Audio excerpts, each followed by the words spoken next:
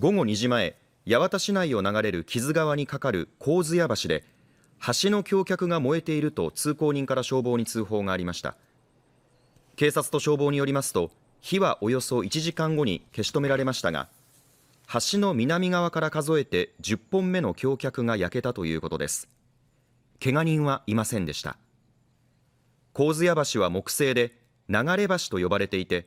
先月15日、台風で川が増水し、橋桁の一部が流され通行止めになっていました。